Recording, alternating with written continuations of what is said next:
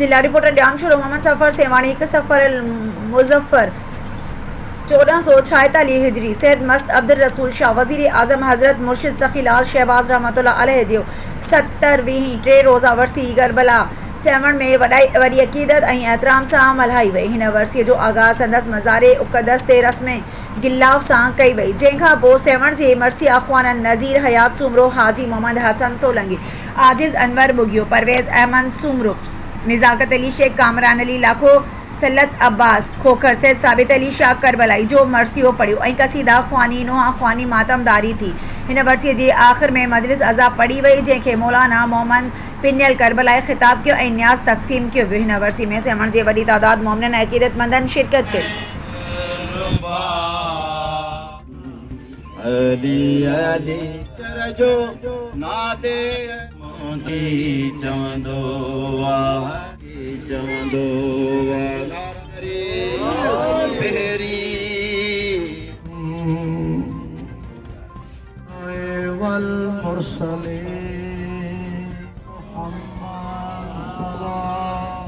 शाम दिलोगा तू मैं भेंट, शाम दिलोगा तू मैं भेंट, अपनावा परदेसी के ना दे मेरे हथे कड़ी ना दे मेरा हिकेला दा जंजीर, मेरा हिकेला दा जंजीर ला मोते वसीयत संतमाल वही औलाद हो रहा